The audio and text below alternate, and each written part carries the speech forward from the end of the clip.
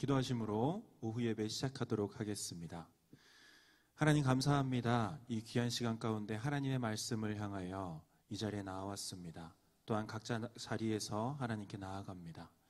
이 시간 우리와 함께 해주시고 우리의 귀를 열어주시고 우리의 마음을 열어주셔서 이 시간 하나님의 그 큰 뜻을 알아갈 수 있는 시간 될 수 있도록 하여 주시옵소서. 예수님 이름으로 기도드렸습니다. 아멘. 예수 우리 왕이여 하나님께 찬양 올려드리며 나아가겠습니다.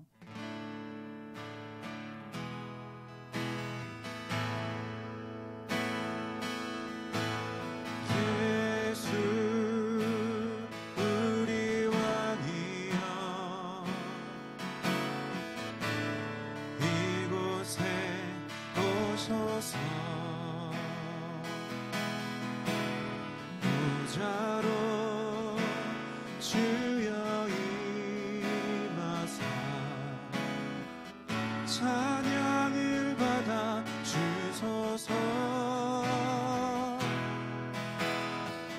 주님을 찬양하오니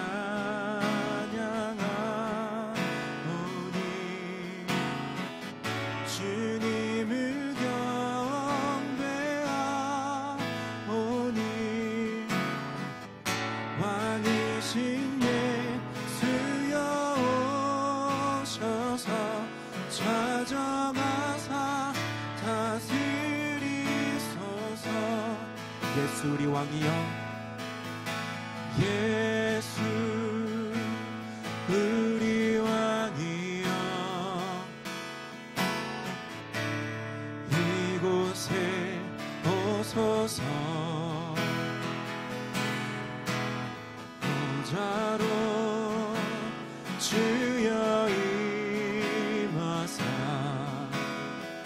찬양을 받아 주소서. 주님을 찬양하오니 주님을 경배하오니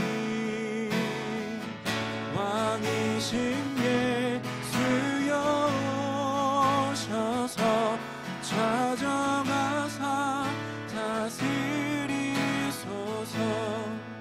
이어서 찬양합니다. 소망 없는 내 삶에 새 생명 허락하신 날 향한 주님의 놀라운 주님의 사랑. 삶의 문제 힘겨 눈물만 그릴 때도 날 안아주시는 주님, 한없는 주님의 사랑 나 찬양하네.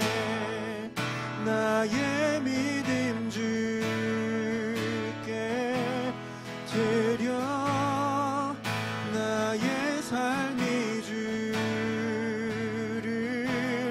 향해 내 유일한 사랑 되신 주께 내 삶 드리리. 나의 믿음 주께 드려 나의 삶이 주를 향해 내 유일한 사랑 되신 주께 내 삶 드리리. 나의 믿음 주께 드려 나의 삶이 주를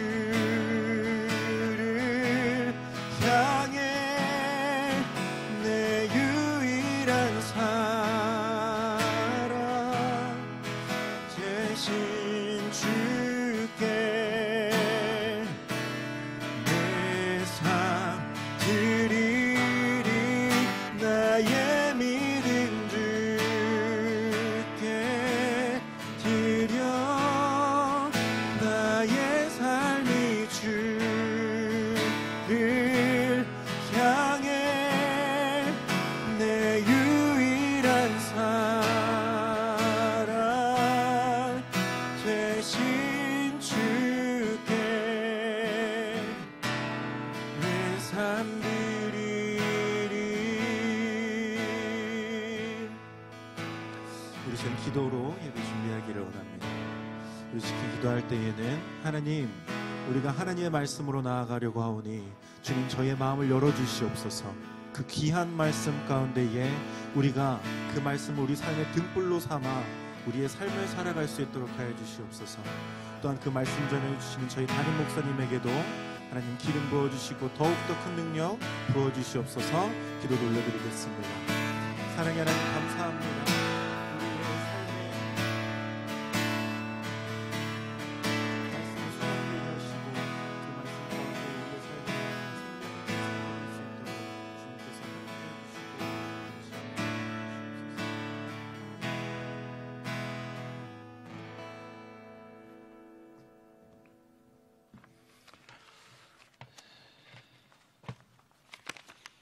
예, 수고하셨습니다.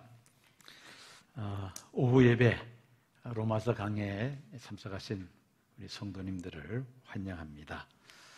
오늘부터 주일날 오후 예배 시간에 그 로마서 강해를 하려고 합니다. 이미 오늘 사용할 교재는 예배 참석하신 분들은 프린트로 해서 일과만 나눠드렸고, 또 교회 나오지 못하신 분들을 위해서 우리 단체 카톡방에 제가 이 교재 파일을 카톡방에 올렸습니다. 필요하신 분들은 참고로 하시고, 또 교재가 없으시더라도 스크린에 그 내용들이 올라오니까 직접 이렇게 보시면서 해도 되겠습니다. 로마서는 어떤 책인가? 로마서에 대해서 우리가 말씀을 살펴보도록 할 텐데, 로마서 개요를 오늘 함께 보겠습니다.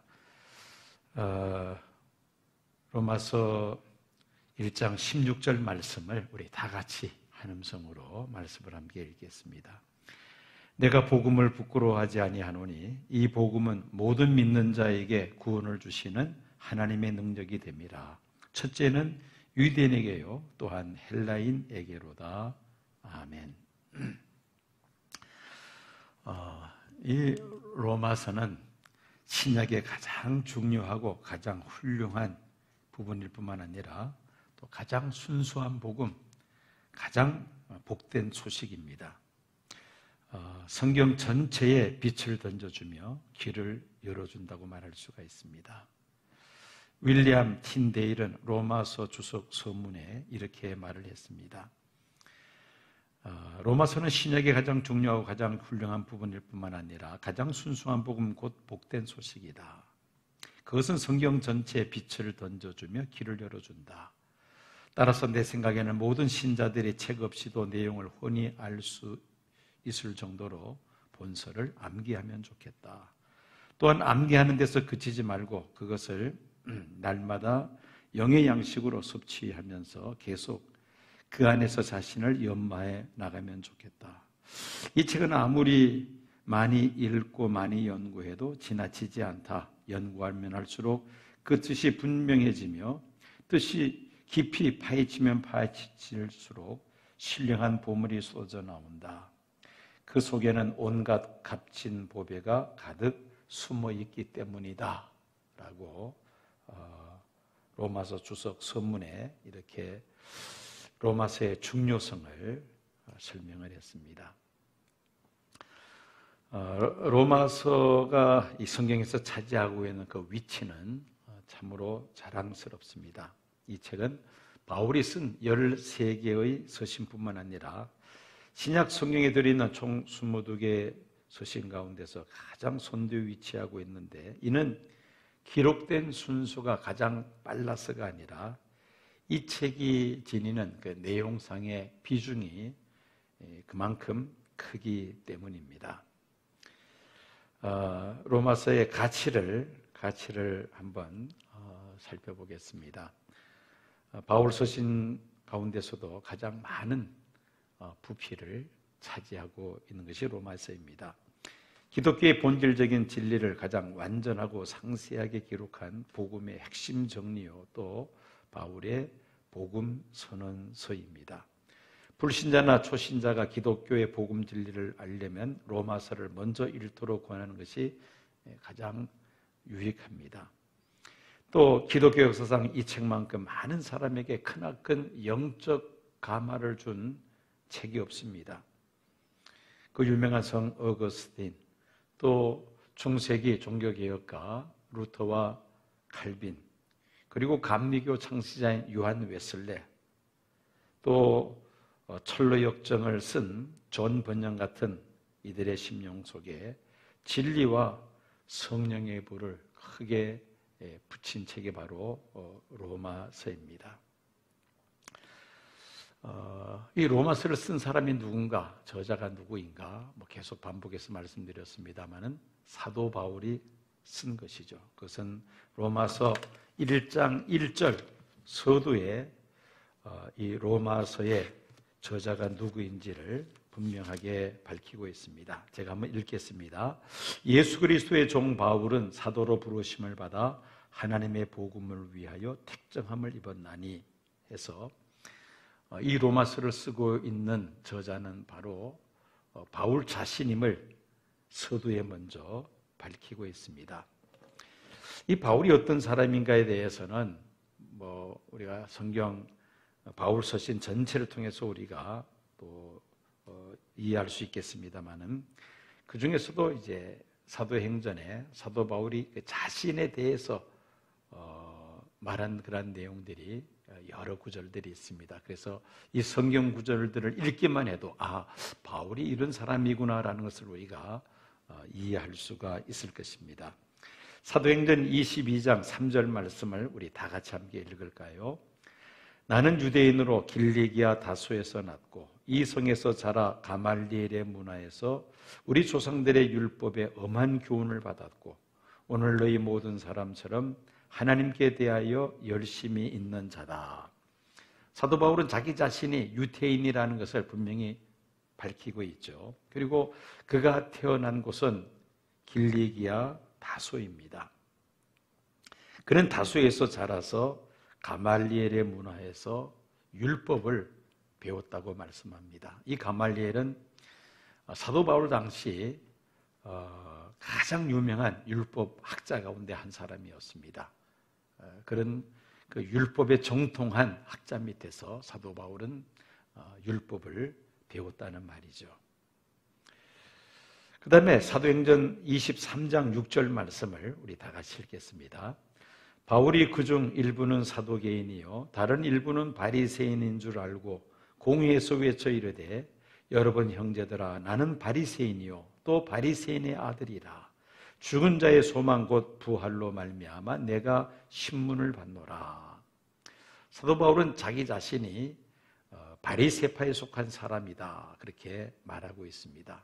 당시 이스라엘은 세 개의 파가 있었죠. 사두개파, 바리새파, 에세네파 이렇게 크게 세 그룹의 사람들이 있었는데 그 중에 바울은 자기 자신이 바리새파에 속한 사람이다라고 그렇게 자신에 대해서 말합니다. 또 사도행전 22장 27절에서 29절까지 말씀 우리 다 같이 함께 읽을까요? 천부장이 와서 바울에게 이르되 내가 로마 시민이냐 내게 말하라. 이르되 그러하다. 천부장이 대답하되 나는 돈을 많이 들여 이 시민권을 얻었노라. 바울이 이르되 나는 나면서부터라 하니 신문하려는 사람들이 곧 그에게서 물러가고 천부장도 그가 로마 시민인 줄 알고 또 그 결박한 것 때문에 두려워하니라. 바울은 유태인이었습니다마는 그러나 그가 길리기아 다소에서 태어나서 자라면서 그는 나면서부터 로마 시민권을 취득한 사람이었습니다. 요즘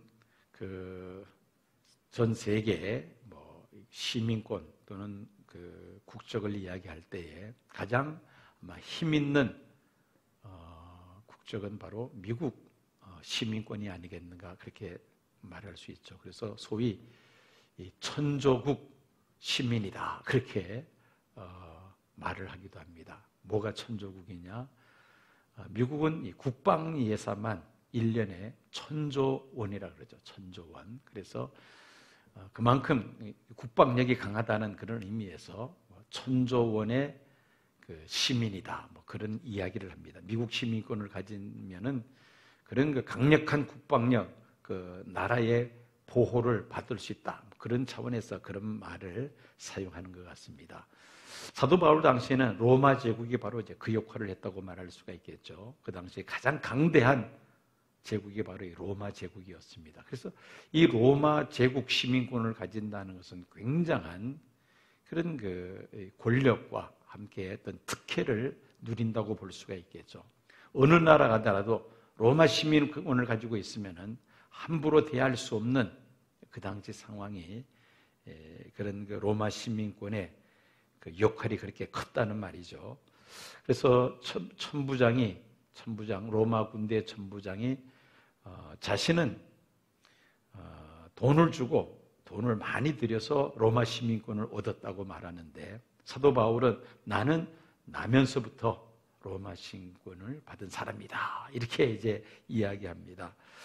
어쨌든 바울은 유대인이면서도 길리기아 다소에서 태어나서 자라 나면서부터 로마 시민권을 가지고 있는 사람이었다라는 것을 우리가 사도행전 22장 27절에서 29절까지 말씀을 통해서 우리가 알 수 있습니다. 그 다음에 또 바울이 어떤 사람인가 빌립보서 3장 5절 6절 두 절 말씀을 다 같이 읽겠습니다. 나는 8일 만에 할례를 받고 이스라엘 족속이요 베냐민 지파요 히브리인 중에 히브리인이요 율법으로는 바리새인이요 열심으로는 교회를 박해하고 율법의 의로는 흠이 없는 자라. 바울은 히브리인으로서 12지파 가운데 베냐민 지파에 속한 사람이며 그리고 난지 8일 만에 할례를 받은 자다. 바로 전통적인 히브리인이라는 것이죠. 그러면서도 율법으로는 바리새인이다. 그 당시 가장 경건하고 또 종교적인 지도자 위치에 있었던 바리새파에 속한 사람이었다는 겁니다. 열심으로는 교회를 박해하고 율법의 의로는 흠이 없는 자라. 정말 율법대로 살려고 애를 썼던 자였음을 사도 바울은 밝히고 있습니다. 정리하면 그렇습니다. 사도 바울은 유태인으로서 베냐민 지파에 속한 사람이었고 또 바리새파에 속해서 율법을 어려서부터 공부했는데 가말리엘의 문화에서 율법을 공부한 사람이었다. 그리고 그는 또 나면서부터 로마 시민권을 가지고 있던 사람이었다는 것을 우리가 사도행전과 빌립보서를 통해서 사도 바울이 어떤 사람인지에 대해서 한번 우리가 살펴볼 수가 있었습니다. 자, 이제 세 번째로 로마서를 쓴 시기와 장소에 대해서 살펴보도록 하겠습니다. 사도 바울은 약 10년간 주후 47년에서 57년 세 차례 전도 여행을 마치고 예루살렘으로 향하여 가던 중 약 3개월 동안 고린도에 머물게 되었는데 바로 이 기간에 사도 바울은 로마서를 기록하였습니다. 그러니까 로마서가 기록된 시기는 주후 57년 말에서 58년 초로 우리가 대략 계산해 볼 수가 있습니다. 바울이 머물렀던 집주인 가이오는 아가야 지방의 고린도 사람으로서 지난날 바울의 고린도 전도 때 회심하고 바울에게 세례받은 사람입니다.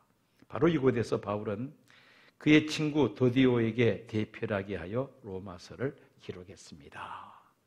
정리한다면 로마서는 주후 57년 말에서 58년 초에 고린도에서 기록된 책이다. 그리고 바울이 직접 쓴 것이 아니고 더디오라는 사람에게 대필을 하여 로마서를 기록하게 했다. 사도 바울은 읽어주면은 더디오가 대필을 했다는 말씀입니다. 사도 바울이 결국은 이제 로마서의 저자라고 말할 수가 있는데 이 로마서를 고린도에서 있는 동안에 로마서를 써서 누가 로마에 있는 기독교인들에게 전해주었는가에 대해서 로마서의 전달자가 누구인가에 대해서 또 잠깐 살펴봅니다. 로마서 16장 1절 2절을 보면 바울은 갱그리아 교회 여집사 베베를 천거하면서 로마 교회가 그녀를 잘 영접해 주도록 부탁하고 있는데 이로 보아서 베베가 로마서 편지를 가지고 몸소 로마에까지 가서 전달한 것으로 보여집니다. 갱그리아는 고린도에 가까운 항구 도시였습니다. 로마서 16장 1절 2절 말씀 있는 내용을 정리를 해보았습니다. 결국 이 베베라는 여성이 사도 바울이 쓴 그 로마서를 로마에 있는 성도들에게 전달해 준 사람이다. 그렇게 우리가 이해할 수가 있습니다. 로마서의 기록 동기와 목적에 대해서 크게 세 가지로 살펴봅니다. 먼저는 개인적인 목적에 대해서 로마 교회는 바울로 말미암아 설립된 교회가 아니었습니다. 뿐만 아니라 바울은 이 로마서를 쓸 때까지만 하더라도 한 번도 아직 로마를 방문한 적이 없었습니다. 따라서 아직 만나본 일이 없는 로마 교회에 이 로마서 편지를 통해서 먼저 자기 자신을 알림으로 인하여 장차 로마 교회를 방문할 수 있는 길을 열고자 했습니다. 그 다음에 또 로마서를 기록할 때 선교적인 목적이 있었습니다. 바울의 평생 소원은 세계 수도였던 로마를 거쳐서 당시 땅끝으로 여겨졌던 스페인, 성경은 서바나라고 그렇게 기록하고 있습니다만은 스페인에 가서 복음을 전하는 것이 사도 바울의 소원이었습니다. 이를 위해서 바울은 먼저 로마에 있는 성도들에게 복음을 자세히 설명함으로써 그 복음을 이해시키고 더 나아가서 로마 교회를 안디옥 교회처럼 그 서바나까지 스페인, 그 당시 땅끝으로 여겨졌죠. 그 서바나까지 복음을 전하는 데 있어서 그 전초 기지로서 로마 교회를 삼고자 했던 것입니다. 로마서 15장 23절 스크린을 올려주십시오. PPT 올려주십시오. 이제는 이 지방에 일할 곳이 없고 또 여러 해 전부터 언제든지 서바나로 갈 때 너희에게 가기를 바랐다는 말씀이 있습니다. 서바나는 스님의 스페인입니다. 스페인까지 가서 복음을 전하기를 바울은 여러 해 전부터 계획을 하고 있었다는 것을 로마서 15장에서 밝히고 있죠. 또 15장 28절 보면 그러므로 내가 이 일을 마치고 이 열매를 그들에게 확정한 후에 너희에게 들렀다가 서바나로 가니라. 최종 목적지는 로마 교회를 거쳐서 스페인으로 가는 것이었죠. 로마서 1장 15절 보면은 그러므로 나는 할 수 있는 대로 로마에 있는 너희에게도 복음 전하기를 원하노라. 즉 스페인에까지 복음을 전하기 위해서 한 번도 가본 적이 없는 로마, 그 로마에 가서 로마 교회 성도들을 만나서 교제하고 그들에게 복음을 가르치고 그 로마 교회를 전초 기지로 해서 서바나까지 복음을 전하고자 하는 것이 사도 바울이 로마서를 쓴 선교적 목적이었다. 그렇게 말할 수가 있습니다. 그 다음에 이제 세 번째로는 교훈적인 목적이 있습니다. 로마 교회는 평신도들에 의해서 세워진 교회였고 또 유대인과 이방인이 섞여 있는 교회였습니다. 사도행전 2장 10절을 보면은 오순절을 지키기 위해서 예루살렘에 운집하였다가 베드로의 설교를 들은 순례자들 중에서 로마에서 온 나그네들이 있었는데 이들이 베드로를 통하여 사도들을 통하여 복음을 듣고 또 성령 세례를 받고 그리고 로마로 돌아가서 로마 교회를 설립했다라고 그렇게 추정을 합니다. 그러므로 바울은 아직도 사도들로부터 체계적인 지도를 받은 적이 없는 로마에 있는 교인들에게 기독교의 구속의 복음 진리를 바로 알게 하고 또 한 교회 안에서 유대인과 이방인 사이의 갈등을 해결하기 위해서 이 로마서를 쓰게 됩니다. 좀 더 구체적으로 이 역사적 배경을 좀 더 살펴보도록 하겠습니다. 자, 이렇게 이제 그 오순절 예루살렘을 방문했던 로마에서 온 나그네들, 로마에서 온 유태인들, 디아스포라 유태인들이 베드로가 전하는 복음, 사도들이 전하는 복음을 듣고 그들이 예수를 구주로 영접하고 이제 다시 로마로 돌아가서 로마 교회를 세우게 됩니다. 이것이 이제 주후 30년경이죠. 예수님 33살 때에 십자가에 달려 죽으시고 부활하셨는데 예수님 33살 때가 서기 30년경, 29년에서 30년경으로 그렇게 추정을 합니다. 이제 이때 이제 로마 교회가 세워진 것으로 추정을 합니다. 그러니까 로마 교회의 역사는 초대 예루살렘 교회의 역사와 맞먹는다고 말할 수가 있습니다. 유태인들에 의해서 로마의 교회가 세워지는데 주 49년에 어떤 사건이 로마에서 벌어지느냐 하면 당시 로마 황제였던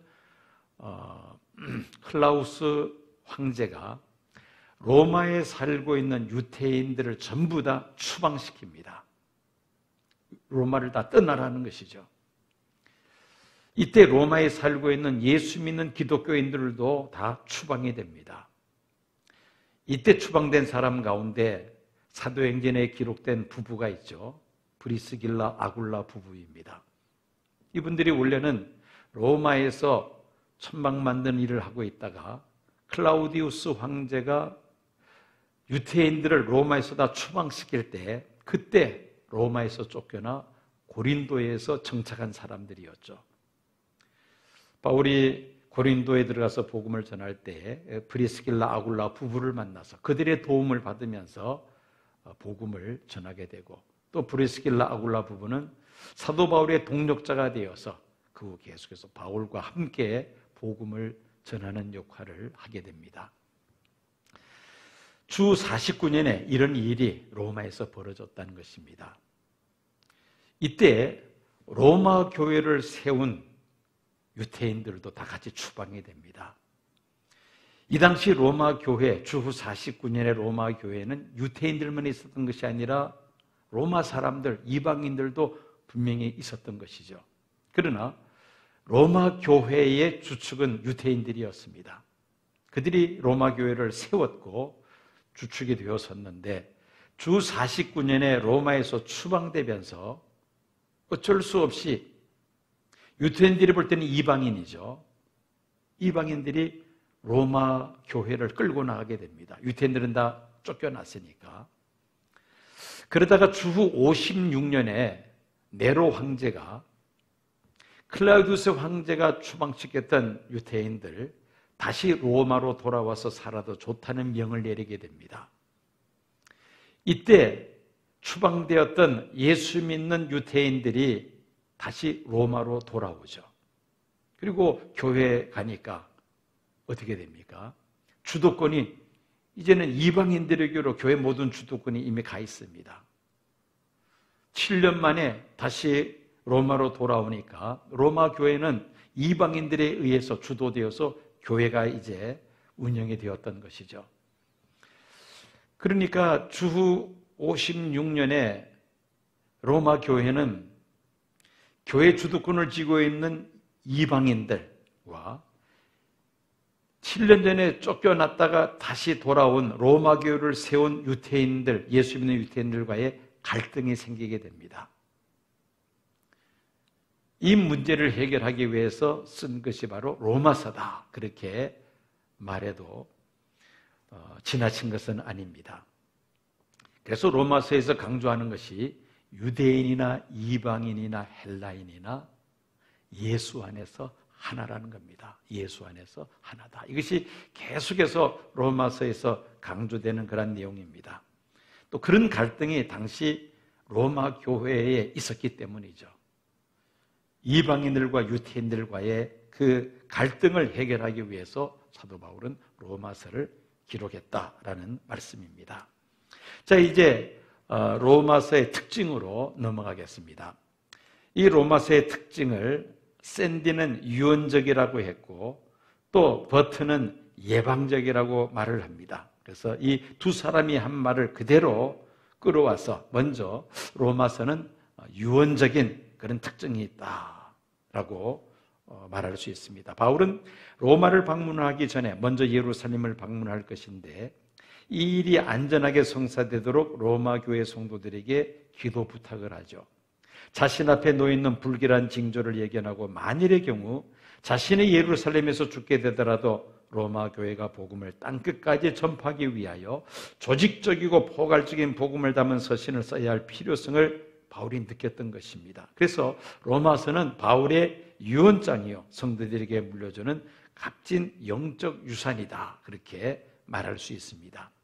두 번째는 예방적인 그런 특징이 있다고 말할 수 있습니다. 예방이란 문자 그대로 병에 감염되지 않도록 미리 방지해 주는 것을 말하는데, 바울은 과거 3차례에 걸친 전도 여행을 하면서 그릇된 철학과 사상 그리고 각종 이단 사설들이 교회 내 들어왔을 때 어떠한 해독과 악영향을 끼치는가를 자주 보아왔기 때문에 세계의 수도 로마에 위치한 로마 교회에 편지를 보내어서 그들이 참된 믿음 위에 굳게 서서 어떤 이단 사설에 밀려온다 할지라도 미혹되거나 감염되지 않기를 바랐던 것입니다. 그래서 예방적인 차원에서 쓴 것이 바로 로마서다, 그렇게 말할 수 있습니다.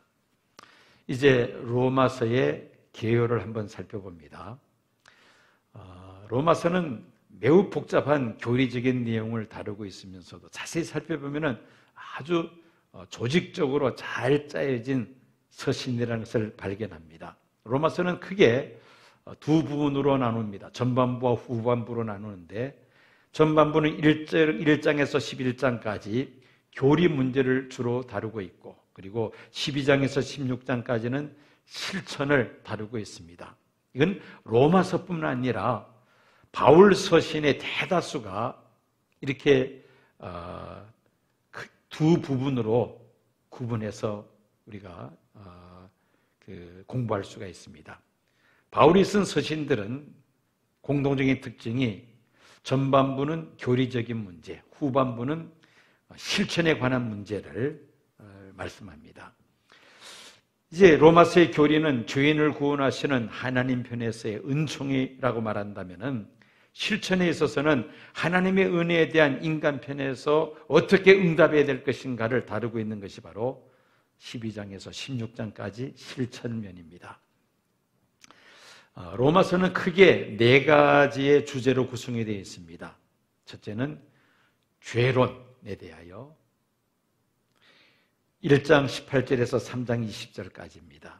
두 번째는 구원론에 대해서 3장 21절에서 8장까지, 그리고 선민론 9장에서 11장, 실천론 12장에서 16장까지입니다. 이걸 좀 더 세분화해서 살펴보면은 1장 1절에서 16절까지는 서문, 17절은 로마서의 대주제, 우리가 암송할 말씀이기도 합니다. 그리고 1장 18절에서 3장 20절까지는 죄론입니다. 인류에게 하나님의 의가 필요한 까닭을 설명하는데, 이방인의 죄, 유대인의 죄, 온 인류의 죄, 이렇게 세분화해서 정리되어 있습니다. 그 다음에 3장 21절에서 8장까지는 구원론에 관한 내용입니다. 로마서의 중심 부분이죠.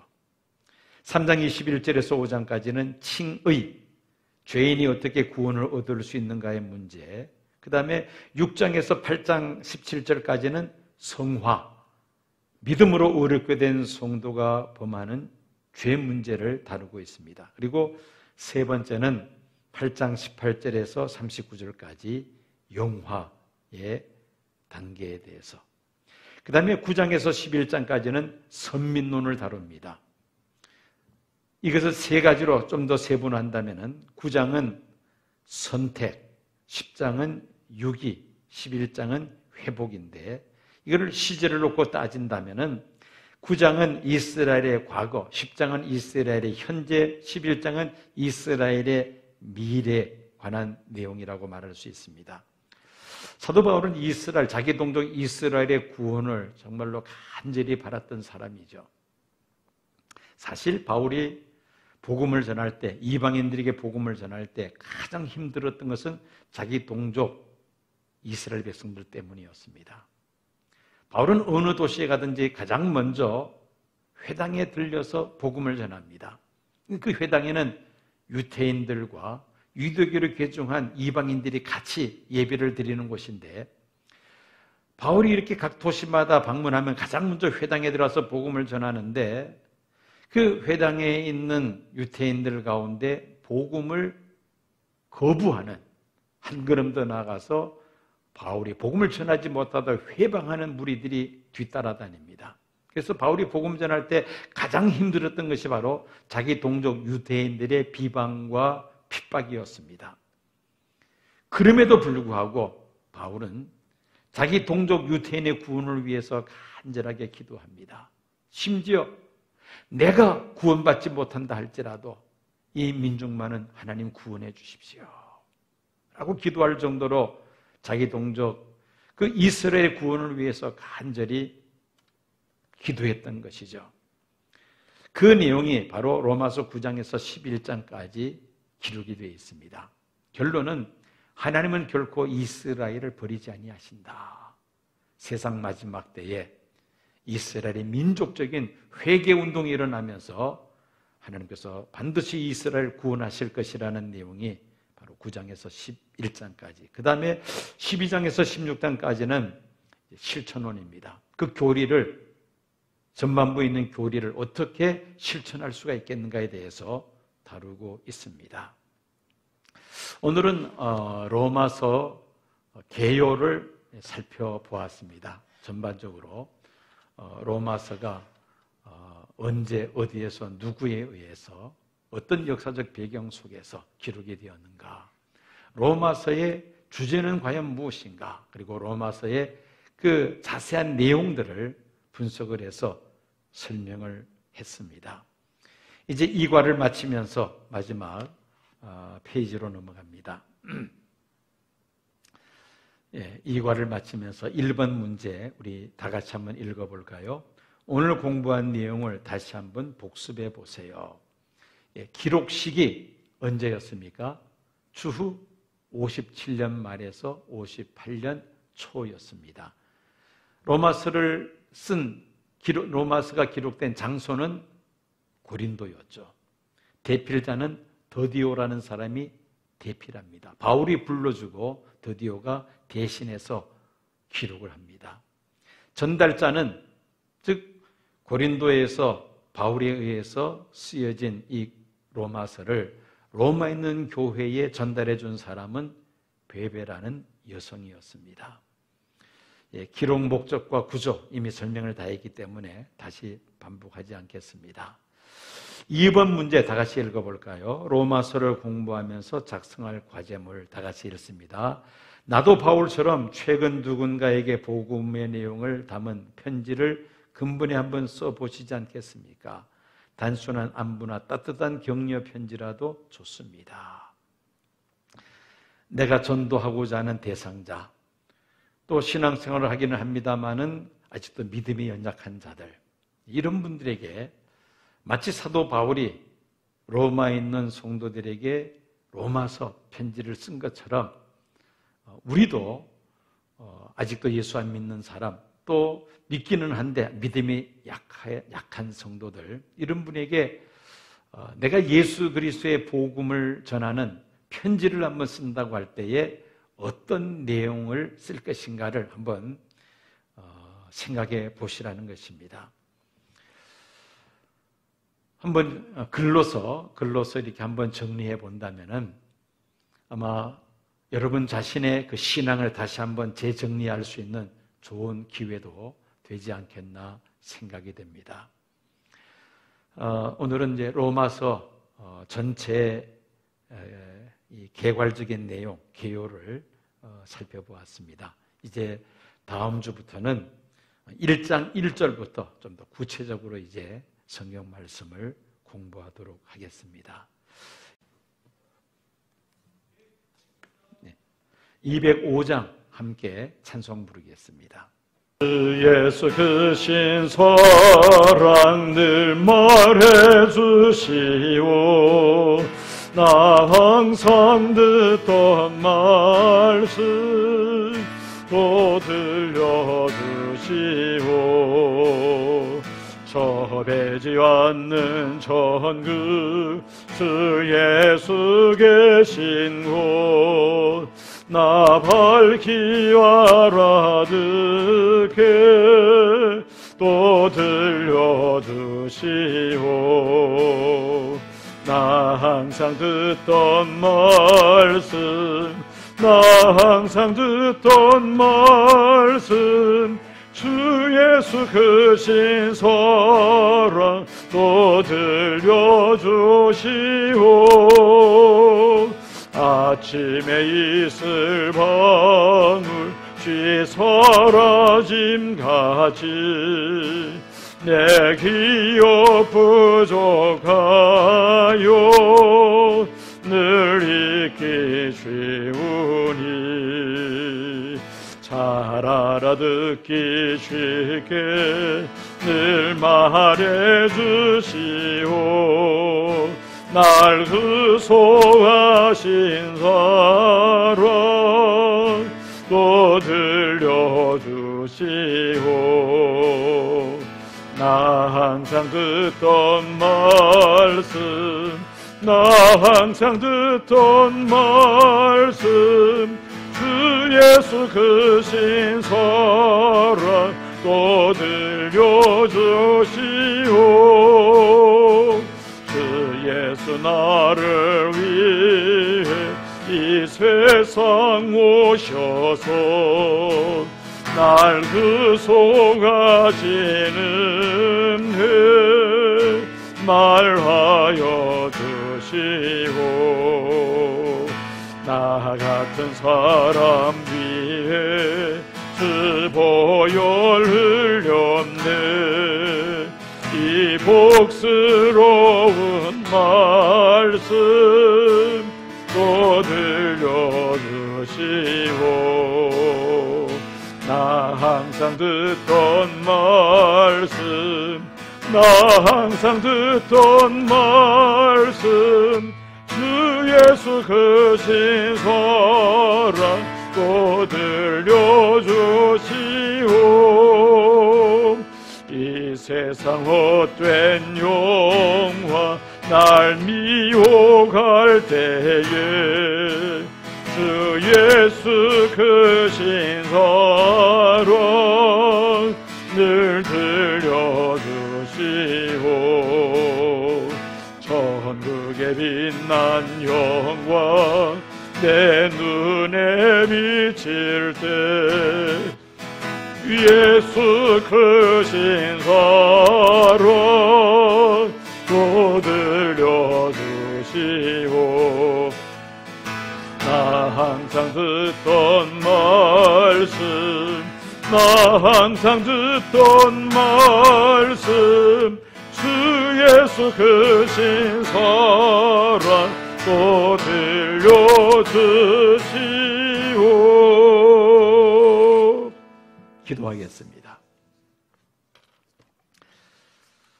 하나님, 로마서 강해를 통하여 기독교의 가장 본질적이며 기본적인 진리를 가장 완전하고 상세히 기록한 복음의 핵심이라 말할 수 있는 로마서를 공부하게 하신 것 감사드립니다. 오늘은 로마서 기요를 우리가 살펴보았습니다. 이제 구체적으로 로마서 1장 1절부터 로마서에 담겨있는 그 귀한 진리를 저희들이 공부하고자 합니다. 저희들에게 지혜와 계시의 정신을 허락하여 주사 복음 진리를 밝히 깨달아 알게 하여 주셔서 어떤 세파에도 흔들리지 않는 견고한 믿음의 사람 되게 하여 주시옵소서. 예수님 이름으로 기도하오며 지금은 우리 주 예수 그리스도의 은혜와 아버지 하나님의 극진하신 사랑과 성령님의 감동 감화 충만 역사하심이 오늘 로마서를 공부하는 사랑하는 여러 믿음의 권속들과 지원교회에 속한 모든 믿음의 형제 자매들 위해 지금부터 영원까지 함께 하옵시기를 간절히 축원하옵나이다. 아멘.